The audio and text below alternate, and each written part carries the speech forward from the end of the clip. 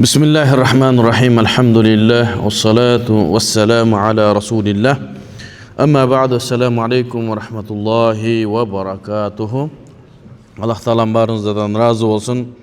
Berekeli Ramazan ayında tutkan oruçlarınızlar kemçiliksiz kabul olsun. Taravih namazları, dünkü tahajjud namazlar, Allah Teala'm kanday tilek, maksatlar olsa kemçiliksiz kabul olsun. Allah Teala çeksin maktalar olsun. Şol Ramazandan burada toxtoğan sabahımızda kayra ulap başlap atабыз. Bundan nары тоқтотпастан улантқанға hareket кылайлы деп атабыз иншалла. Дагы бир сабак кошобуз иншалла. Анан бизге кабар келди, бул мечит жаңыланат экен. Азыр кээ кабарларга караганда бул айттан кийин бузулат экен деп атты эле. Мүмкүн Курбан айттан кийин деген жаңылык бар экен. Ал мен жакшы сүйлөшүп маалымат ала элекмин. Эгерде бул Курбан айтка чейин боло турган болсо сабакты ушул жерде улантабыз. Эгерде жакын ортордо бузула турган болсо кайсы жакка барабыз? Ошого сунушуңуздарды жазып берсеңиздер, ошону карайлы. Сараксы мечити толуп калган. Кашкари мечиткеби, Кальцогобу же Касигеби, ошону бир кеңешели иншалла. Бул жерге бир чоң мечит түшүп кала турган болсо, иншалла Аллах өмүр берсе, мүмкүн ал жакта улантаттырбыз. Сабагыбыздын башында Аллах Таалага шүгүр айталы. Неге адамдарга шүгүр келтирбеген, Аллах Таалага шүгүр келтире албайт дейт. Бир мезгилдерде ошол кылычтын мээзи куурч болуп, мындай шилтеген нерсе баш алына турган мезгилде президентибизге кайрылып айт намазын ошол аянтта окууга уруксат бериңиз деп кайрылуу жасадык эле. Аллах Таала шүгүрлөр болсун, кеч болсо да, бир жылдан болду, бир жылга жакындан кийин мына баарыбыз сүйүнүп аянтта намаз окудук. Бул ошол биздин кубанычыбыз, биздин утугубуз. Себеби ачык асманда айт намаздарын окуу бул сүннөт. Пайгамбарыбыз саллаллаху алейхи ва саллам ошол Масжидин Набауи пайгамбарыбыздын мечити турса дагы бер жака жылып, азыркы мезгилде Масжидул Гамама деп булут мечити деген ат менен белгилүү болгон эски мечит турат пайгамбарыбыздын мечитинин жанында. Мына ошол жерге чыгып ачык асманда айт намаздарын окуган эле. Истисқа намазын да мына ошол жерде окуган. Аллах Таалага шүгүрлөр болсун. Мына эми дагы ушунун аркасын улантпастан Аллах Таала өзүнүн нематын бере берсин. Бул ошол биздин сыймыктана турган нерсебиз, эркиндигибиз да. Орто Азияда башка бирөөлөр бир өзлөрүнүн шаарлары менен Бухара, Самарканд бирөөсү андай мындай деп мактанып атса, биздин Кыргызстандагы эркиндик сыймыктана турган нерсебиз биздин эркиндигибиз. Алхамдулилла, мына ошол намаз кайра айтта окулуп калганына ар бир адам 2 рекат шүкүр намазын окуш керек. Аллахка шүкүр кылып. Аллах Таалага сексиз макталар болсун. Андан кийин иншалла сабагыбызды баштасак, экинчи неме бүгүндөн баштап сабагыбызды мурдагы китептен эмес, башка китептен баштай турган болдук. Мурда Мухтар китебин окуйт элек Имам Маусилийдин. Азыр ошол идара диниядан мага сунуш берилди. Мында буйрук иретинде сунуш, ошол Мухтасардан баштасаңыз депчи. Мухтасар биздин баш үстүбүзгө, Мухтасар Люкаяч, Орто Азияда окулунган Ханафи мазхабтагы эң муътамад китептердин бирөөсү Мухтасар Люкая. Эмнесе өтөн мен Мухтасар Люкаядан баштабастан Мухтардан баштабыз. Ал деле бизде Ханафи мазхабта муътамад китеп. 100% муътамад китеп. Мунундан калса асашат калбайт. Ошондой эле муътамад мазхабтагы муътамад китеп. Себеби Мухтардан баштагандыгыбыз, устазыбыз Шейх Чубак ажы бул Мухтасарды сабак берген. Кайра эле кайталабайлы дагы бир жаңыраак китептер, андагы маалыматтар менен ошо Мухтарды берели дегенбиз. Аллах Таала кайра мүмкүн бул китепке ушундай береке берилген, көп окулган китеп. Кайра ушул китептен Muhtasar kitabını okuyup atабыз. Себеби бул Орто Азиянын жүрөгү да бул Muhtasar Hikaya. Анан mu'tamad kitap, сөз жок. Бул китепте эч кандай бир шек күмөн жок.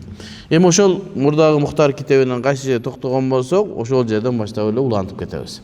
Айта кетчү, бул китептен дагы имам Убайдуллах ибн Мас'уд Садр шарияга жеткен ижазабыз бар. Мүмкүн ошол ким ошол китепти бүткөн болсо, мүмкүн иншалла ошол ижазаны дагы бергенге сөз беребиз сиздерге иншалла. Анда ошондон баштадык сабагыбызды. Анан сабактын акырында суроолор боло турган болсо, суроолорго да жооп беребиз. Жазуу түрүндө болсо жакшыраак болот. Бул болсо түз дагы сурайбыз. Себеби биздин сабактарыбызды сырт көргөндөр Рамазан айында бир аз мүмкүнчүлүк болсун деп WhatsApp'тагы ушу номерди өчүргөнбүз WhatsApp'ты. Себеби мүмкүнчүлүгүбүз болбой калды. Адамдар үчүн жеп салды жөн эле. Көп экенде суроочу. Анан өзүбүзгө кичине көңүл бурайлы, кичине өзүбүз менен да бизге дагы сооп керек. Китеп Кур'ан окуп кичине ибадат кылайлы деп ошону токтоттук эле. Азыр кайра эми ошону жандандырдык. Буякка суроону берсеңиздер болот, а? Анда баштадык. Бабу сифатис сала.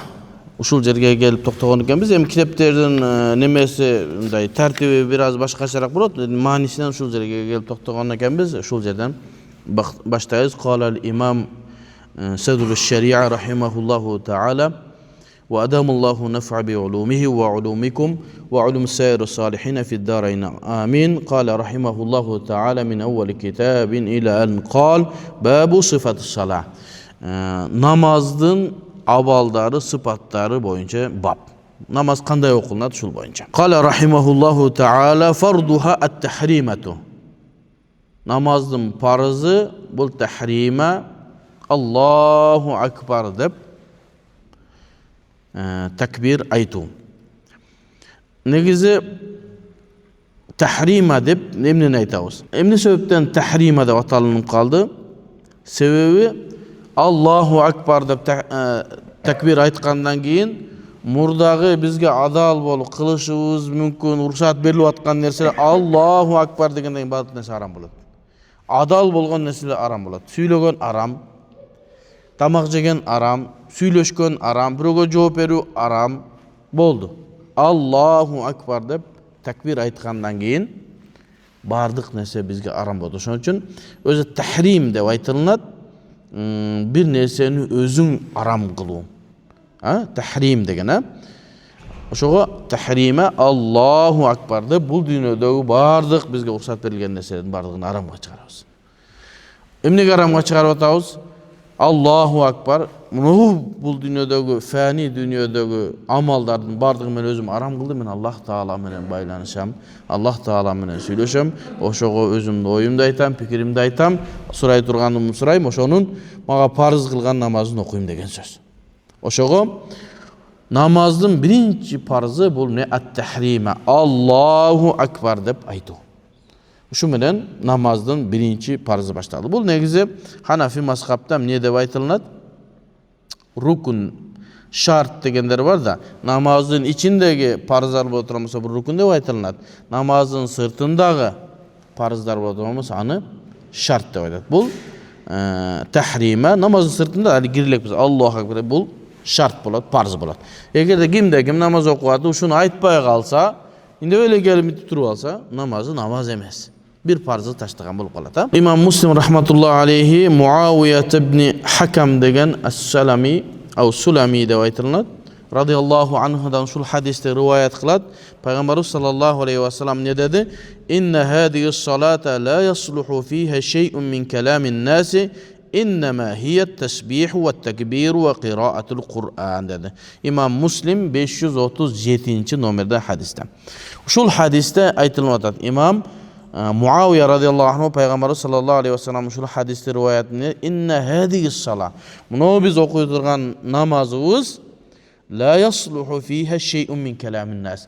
Adamların sözünden bolğon nerse bul namazda jürbeyt. Adamların sözünden bolğon nersenin bul namaz ayta albaz. Je Kur'an'dan ayat okuyuyoruz, je Peygamber sallallahu aleyhi ve sellem aytkan duanı gana okuyuyoruz.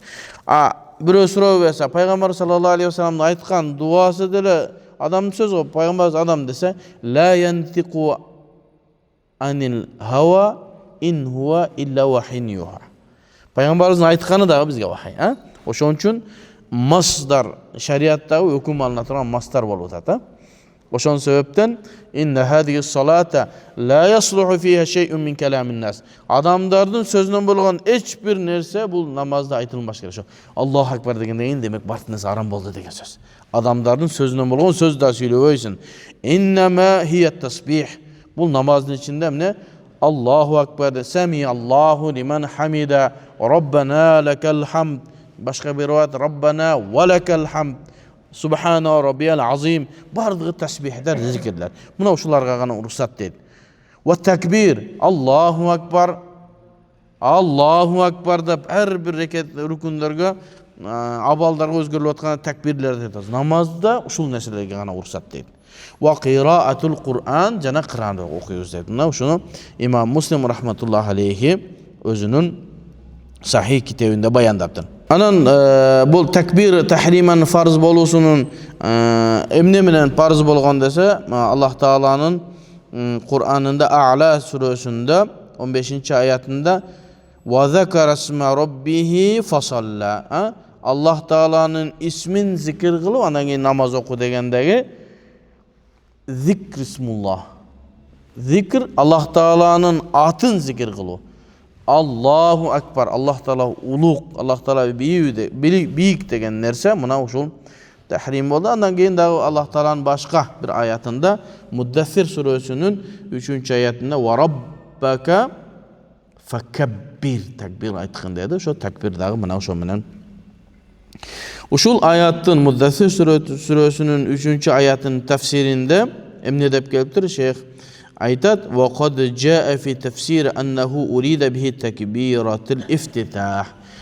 Ва раббака факаббир дегенде Роббиңе такбир айткын деген бул не?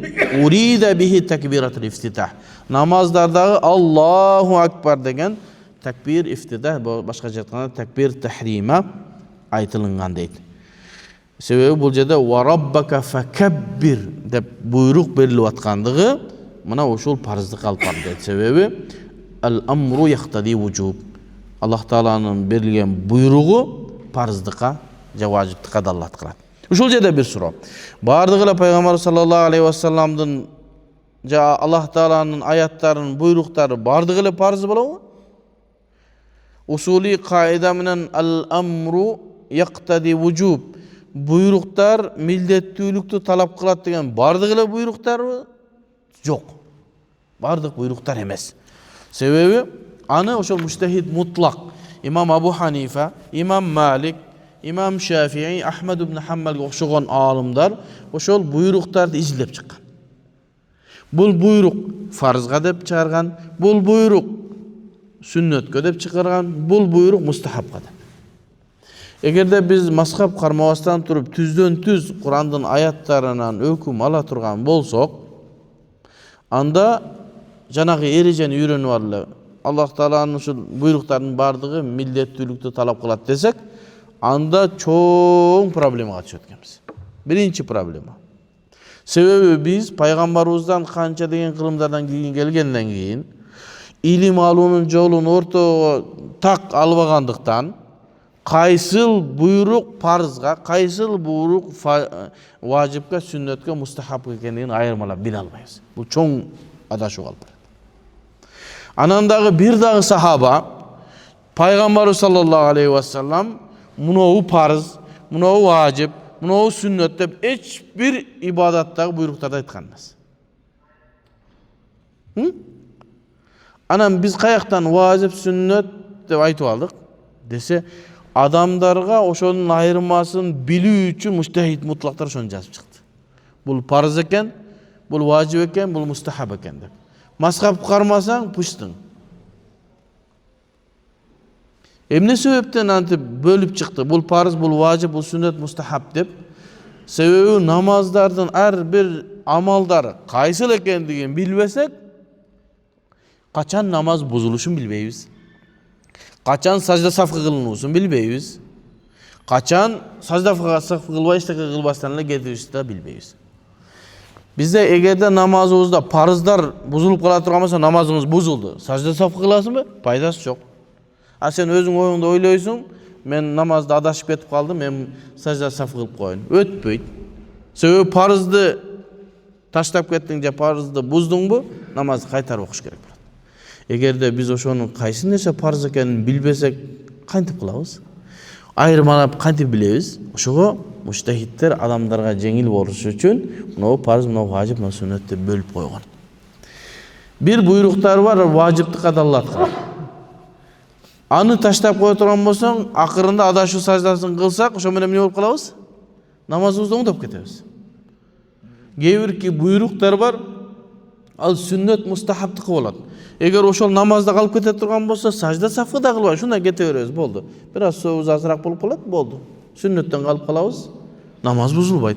Сажда сафы кылуу милдеттүү эмес. Ошол себептен муну өкүмдөрдүн бардыгы муштахид мутлактар эрежеге салып чыккан. Мүмкүн силер менен бир аз ошол буйруктар жөнүндө кичине мында сабакта айттым беле, айтпадым беле билбейм. Bir hadisти алайлы, мисалы. Жана ызы чуу болуп аткан немени айтайлы. Жанагы маселени. Сол кол менен жеген арам эмес, макрух деп айтсам, ол чой сол кол менен жесе боло берет деп атат. Жок, макрух деп атам мен, жей бер деп аткан жок. Оң кол менен жеш керек, сүннөт.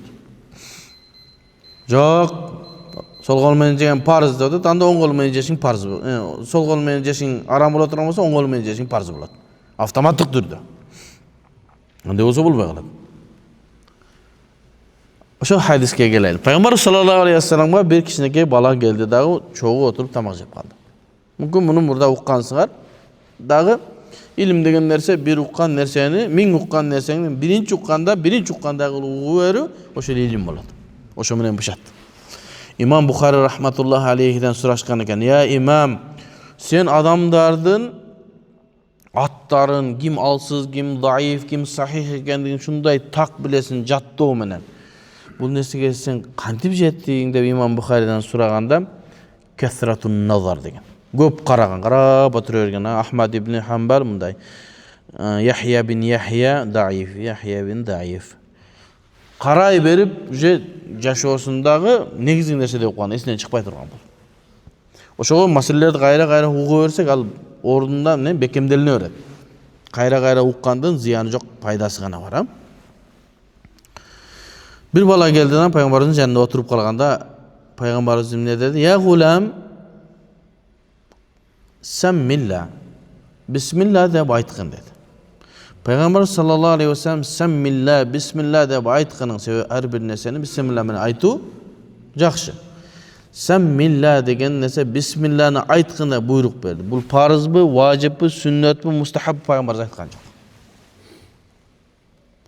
Эгер жанагы дагы эле парыз десек, анда бисмилланы айтпай кое турган болсоң күнөөкөр болосуң. Айтпаса деле боло берет десең капыр болосуң. Оор болуп калат да. Тамакты жегенде бисмилланы айтыш фарыз боло турган болсо, анда фикhtагы биринчи маселе коюш керек болчу. Жанагы тамак жеш, башка маселелерде тамакты бисмилла деп айтуу фарз эт. Бизде Ханафи мазхабында эмес. Негизи эле исламда бисмилланы айтуу эмне? Сүннөт. Бул деле буйрук го.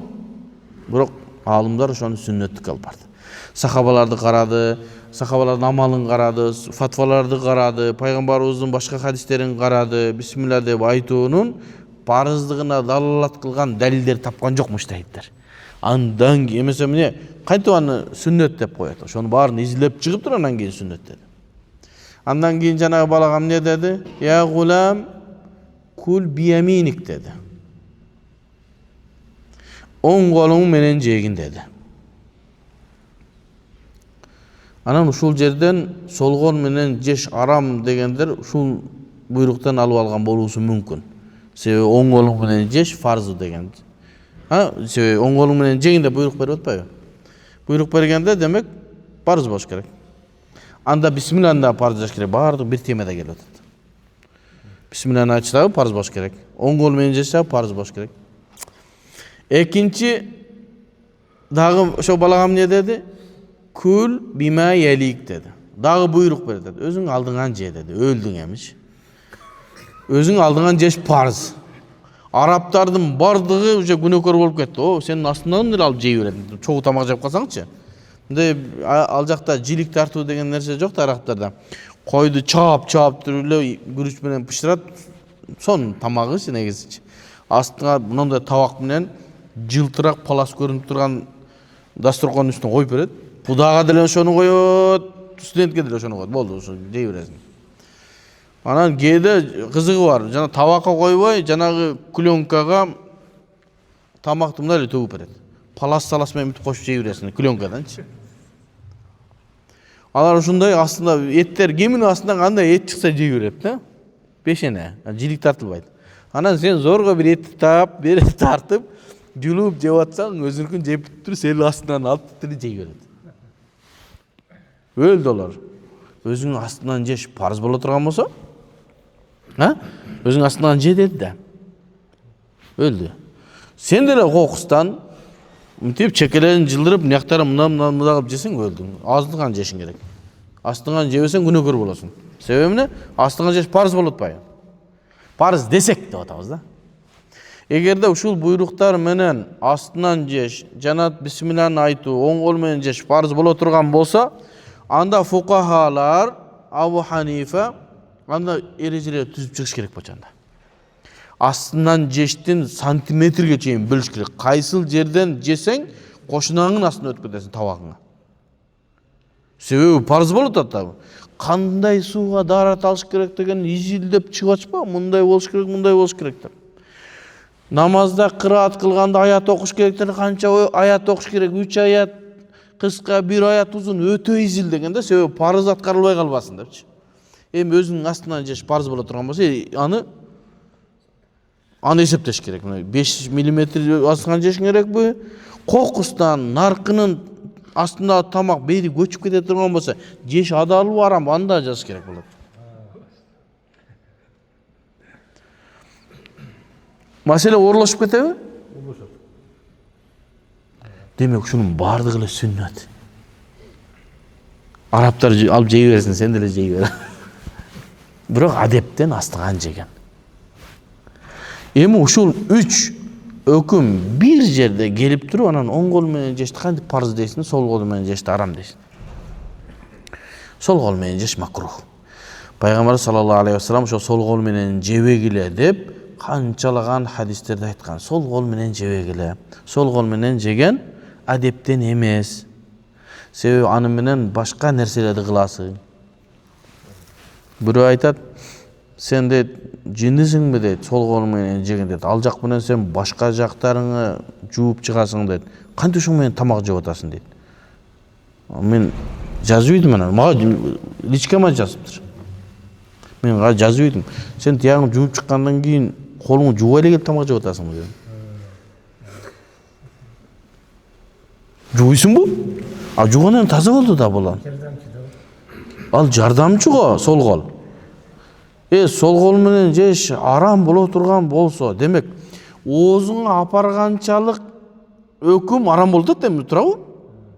Башка нерсе да арам болуш керек да. Нанды сындырып атканың да арам болуш керек. Кантип оозуңа чейин баргандагы амал арам болуп калат дагы, нанды сындырып атканда адал. Колду аркага байлаш керек анда солду. Бир колдоп сындырыш керек. Себеби кантип оозуңа чейин алып барылып аткан тамак арам болуп кала турган болсо, сол колуң бияктан сындырып атканда адал болот. Бул да арам болуш керек. Эми апалар нан жаап атат да, бир колдоп мынтип муну кылабы? 2 колдо эле мындай кылып атпайбы? Нанды баары арам болду канда. Демек, биз эрежеден чыксак, мазхабтан чыгып, өзүбүздүн оюбуз менен бир нерсени айттыкпы, ушинтип биринин артынан бири түгөнбөгөн суроолор, түгөнбөгөн проблемаларга түшө бересиң. Мазхабтын жолу менен кет, сол кол менен жеш макрух. Пайгамбарыбыздын хадистери ошого далалат кылат. Оң кол менен жеш сүннөт. Болду, бүттү, проблема жок. Анан бир хадисти мага далил катары жиберишип, бир сахаба Sahabada da aytpaydı. Bir adam Peygamberimizin yanına gelip tamak yiyip kaldı. Taksir dedi, oң kol menen jеңиз, sol kol menen jebеңiz dedi. Adepke үйrөткөн Peygamberimizçi. Şunçalık adepke үйrөткөн, себеби Peygamberimiz bizge gelgendiginin özü adep ahlakты эң жогорку чегине жеткизишим келдим деп ödü öyle. Үйрөтөт. Peygamberimiz muallim, şu үйрөтүүчү. Ne dedi? Sol kolunuz menen emes, oң kol menen jеңиz dedi. Adepten sol kol menen jelmeydi, oң kol menen, sol kol menen şeytan jeydi. Dediler men oң kol menen jey albayım dedi. Sol kol menen jeyim dedi. Degenden da jey albay kaldı dedi Peygamberimiz. Keyin oşonun oң kolu көтөрүлбөй kaldı. Ona gördüңөрбү dedi, sol kol menen jeштин kандай problema ekendигин Peygamberimiz dua kıldı, onun kolu iştebey kaldı dedi. Oşondan ulam sol kol menen jеш haram dedi. Jok, al meselede emes.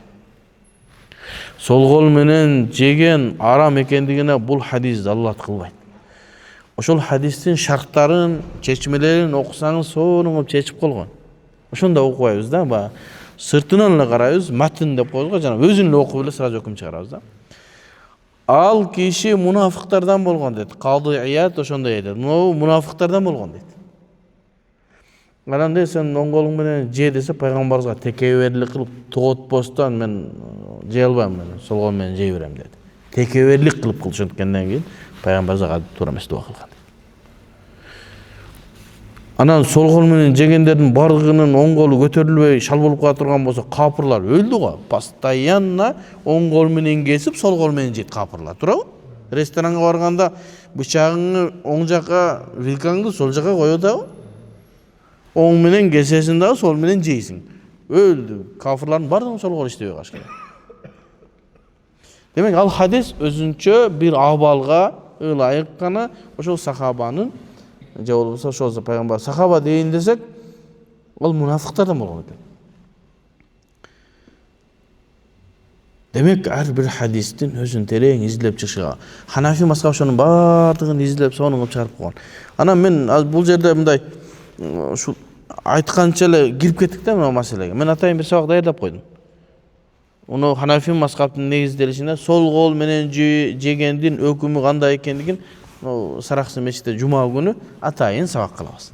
Ханафи мазхабта китептерде эмне деген, хадистерде эмне деген, эми көп бир маалымат жок ал боюнча, бирок колубуздан келишинче нары бери чойгулайбыз. Демек Пайгамбарыбыздын жана Аллах Тааланын жана Пайгамбарыбыздын айткан өкүмдөрүн өзүндөй кылып амал кылыш үчүн сөзсүз түрдө мазхабты окушубуз керек. Мазхаб чечип берет, кайсынысы парыз, кайсынысы сүннөт, кайсынысы мустахаб экендиги.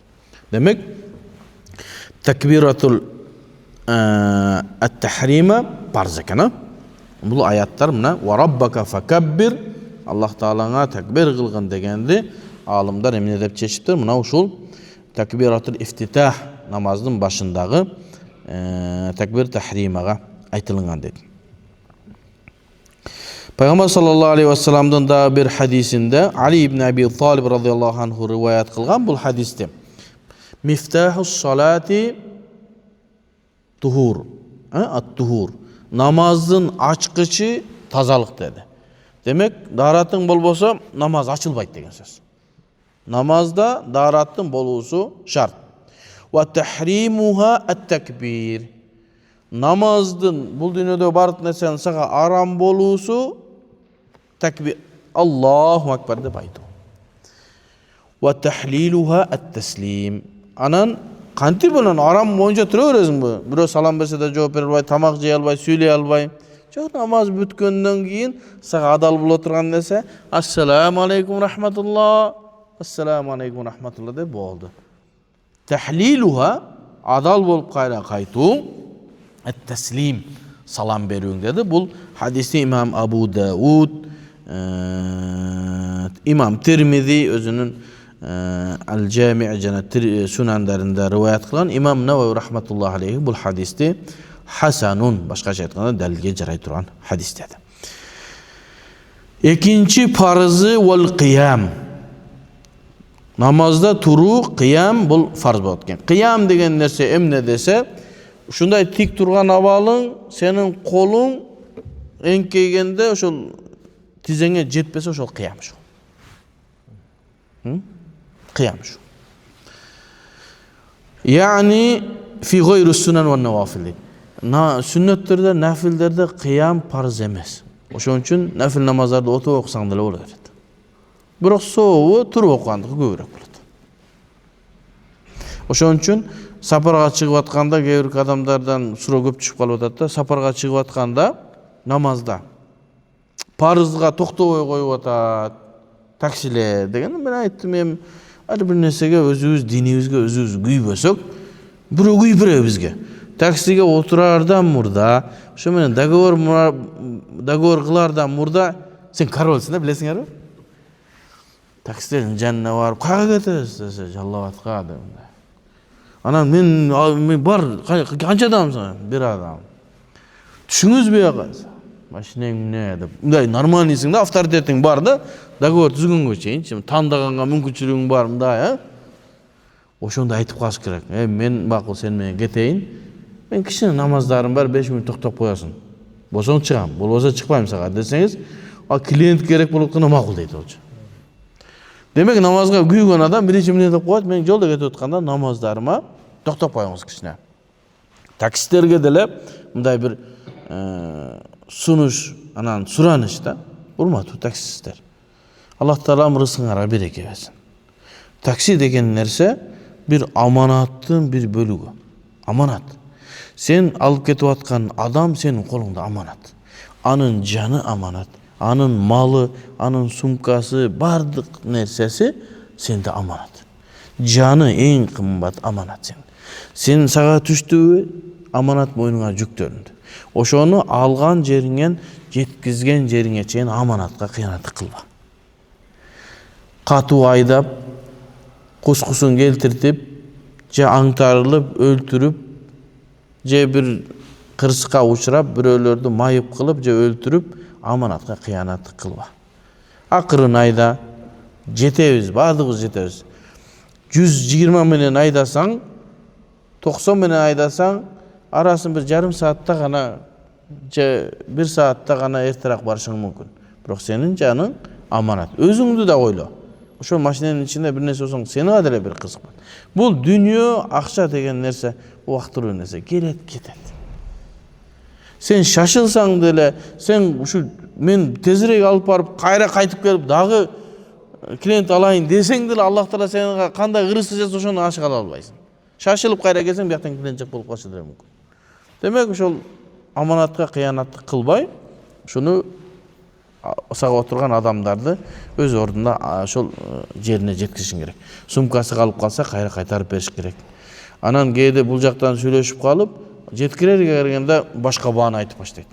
Anan bul jakka jetkize makul degen. Oşo жерге келип atkanda эле bul jak alыс eken, anan geç bolup ketdi dep başlayt da. Akçany alıp algan, bu yerge kelgenden keyin kede Jalowattan çıgasın da. Uyga jetkizip koyarsın, kayerде Ankara 28'de makul. Oş pazarga kelgende neme bolup katdy? Taksi menen ketip kala berbespi? Anan çarçap kaldym, anan geç bolup ketdi. Anan kameralar bar dep şıltoolарды aytyp başlayt. Jok. Şu söz berdiňbi erkek katary sözüňe tur da jetkizgen jeriňe jetkiz. Bu birinçisi. Ekinçisi şu adamların namazyna kıyanat kılba. Keçine toktop koy. Adamlar daratkanaga girgen mezgilde dele adamlar namazyny okup alat. Farzyny okugunda kayra çygyber. Sünnetlerini maşinede okup keter. Oşo toktop atarsın. Wal qiyam farzlarda gana farz. Sünnet nafillerde al farz emes. Oturup okusaňyz da bolar. Oşon üçin sünnetlerdi oturup okusa bolar. Bir gana bagymdattyn sünneti jana tarawih namazyny turup okuş gerek. Ötü oluttu sebep bolup zarylçylyk bolsa gana ne kılat? Oturup okuyup bolsa turup okuş gerek. Al emi kalgan sünnetlerdi kayсы mezgilde dele oturup okusaň bolar. Biroq turup okuganyň sowu köp. Allah'ım razı olsun. Demek ikinci farz al-qiyam eken. Ve qumu lillahi qanitin. Allah Taala Kur'an'da Al-Baqara suresinin 238. ayetinde ne dedi? Qumu lillahi. Allah üçün turgula dedi. Qanitin degende mufassirlar shunda sharhtadi. Sakitin indebesden turgula, da'in dua qılıp turgula, khashi'in qorqup turgula, mukhlisin Allah Taalaga ixlaslı bolup turgula, ta'iin Allah Taalaga moyunsun turgula. Şunday manileri var. Demek qumu lillahi qanitin ay mukhlisin Allah Taalaga ixlas qılıp namazga turgula. Qumu degen buyruq, turgula degende mujtahid mutlaqdan ne farzdı aytdı. Turu farz dedi. Bu ne? Farz namazlarga. İmran ibn Husayn degen sahaba radıyallahu anhu rivayet kılat. Anna Nabiy sallallahu aleyhi ve sellem qal, Peygamberimiz aytdı dedi. Salli qaiman, namazda turup okuğun dedi. Bu ayetli çeşmeli oldu. Salli qaiman, namazında turup okuğun, oturup okuğa. Anan ikinci okum geldi. Fa in lam tastati' emi turup okuğa mümkünçülüğün bolbosa fa qa'idan. Anda oturup oku dedi. Bu üzürlülürge girip etti. Tamam? Fa in lam tastati' fa ala janbin. Dağı oturun da mümkün bolsa anda jatıp okusan dağı bolat dedi. Bu hadisten bir qancha hükümler alıngan. Birincisi, farzga turu qiyam qılуу bu ne farz boldu. Üzürlü bolup qala turgan bolsaң, anda üzürdü sebebi menen saga kebirki buyruqtar jеңилдетилет. Ha? Al mashaqqatu tajlibu taysir degen ereje var. Al mashaqqa oorçuluk, kıyınçılık özüne jеңилчиликти tartat. Ereje, şeriattın erejesi. Demek kıynalıp otasın mı, tura albaysın anda oturup oku. Oturup okuy albaysın anda jatıp oku degen. Emi uşul nerseni dağı bir manisi var. Nafil sünnet namazlarga. Salli qaiman. Mümkünçülüğün bolmasa turup oku. Fa in lam tastati. Maşinede turup okuy albaysın mı? O da turup okuy albaysın. Fa qa'idan oturup okuver. Dağı mümkünçülüğün bolmasa da jatıp oku. Bolar. Köpünçesi bu hadiste üzürlülüğe aytılgan. Demek bunu oşul jerde Allah Taala'nın ayetinde Peygamber sallallahu aleyhi ve sellem salli qaiman dep qiyamdan farz ekenligini bayandadı. Andan keyinki farzı ve qiraatu ayetin. Bir ayet oku namazda farz. Qiraatu ayetin. Bu İmam Abu Hanifa'nın fikrinde. Tavilatan kanat aw qasira. Uzun ayet bolsun, kıska ayet bolsun Abu Hanifa'nın fikrinde bir ayet okusan farzdan kurtulur. Fatiha'nı okuçu vacip. Peygamber sallallahu aleyhi ve sellem men la salaten limen lem yaqra bi fatihatil kitab degen hadisi vaciptiqa. Mujtahid mutlaqda vaciptiqa Kur'an. Kim Fatiha namazını okuvasa namazı yok degendi. Ay bu vacip, namazı yok degen ay soğuk to'liq emas degen dese. Sebebi vacip taşlasan namazın to'liq bolbay qaladı. Meni menen birөө же siz menen birөө gelip talaşışı mümkün da la salata namaz yok da sen namazın soğuk az da otasın. Eki başka deyip. Akça yok degen menen kichine akçam var degen ökönün ayırması var dedi. Akça yok. Birөө qarşılap kelсе akçam yok desen yok. La salata namaz yok da. Oşon üçün Şafii mazhabda jana başkalar ne degen? Namazda qiraat Fatiha'nı oku farz degen, rukun. Fatiha'nı okuvasan namazın namaz bolbay qaladı. Hanafi mazhabdagi alimlar bu neseni başkaçarak düşündü. Kеңirээк düşündü. Allah Taala Kur'an'da Faqra'u ma tayassara minel Kur'an Muzammil suresinin 20. ayeti. Faqra'u namaz okuğula qayaqta namazda. Bu ayatın düşüşü namazga düşüyor. Faqra'u ma tayassara minel Kur'an. Kur'an'dan qaysı jеңил bolsa şonu oku dedi. Fatiha oku degen jok. Allah aytdı. Sağa jеңил bolgon nersen bardığını oku. Birөө aytsa, Fatiha muna uşul ayatты çeşmelep atat sen, bu ayat açık ele turat, çeşmelegenge muhtaç emas. Nege? Jеңили Kur'an'dan jеңil okuy ber dedi. Boldu. Allah Taala jеңil degenin orduna Suratul Fatiha dep koyuşun oylap oçun da. Birok ana aytkan jok. Ma tayassara. Ma qaysı nerse umumga girer. Qanday sağa jеңil bolsa şonu oku. Ошого Абу Ханифа рахматулла намазда bir ayat окуу farzdan кутулуу dedi. Fatiha'nı dese, Fatiha'nı Cenab-ı hadis negizinde vacip de hüküm verdik. Eğer de biz Fatiha'nı okuu farz diye turgan bolsak, bunu ayatqa qoşumça qoşkun bolup kalabız. Anda ayatqa biz qoşumça qoşkunga akыбыз жок. Ошого аяттын өзүнүн өкүмү менен Faqra'u ma tayassara minal Qur'an деген аяттын өкүмү менен bir ayat окуу farz болду. Жана hadis менен Fatiha'ны окуу важип болду. Бардыгын өзүнүн ордунда dalilleri özünün orduna verir. Onun için maratibül adilla dalillerдің tepkişleri var, özünün darajaları var. Hanafi mazhabda öte tereң karagan. Anan şundan olan bir ayat oku farz oldu. Fatiha'nı oku vacip oldu. Anan daha bir hadis var. Bir adam gelip namazın kata getүүчү var adam var go. Gelip meçhitte Peygamberimiz tursa bir adam gelip durup namazı namda okula kayra geldi. Çakırdı dağı namazın kayra oku sen namaz okugan joksun dedi. Bardı da kayra namda kayra geldi. Peygamberimiz dağı aytты. Oşo entip kaytalagandan keyin janagı Arabi ne dedi? Allah'a ant bolsun men bundan başka namaz okuyalım. Bilgen namaz mı şu dedi. Degenden Peygamber jüretdi. Dep tursan ruku kılsan rukuda biraz turgun. Andan keyin sajda kılsan sajdada şaşpagın dep bardyk namazdын hükümlerini aytıp berdi. Oşol jerdem ne? Summa iqra ma tayassara ma'aka minal Qur'an dedi ayattan.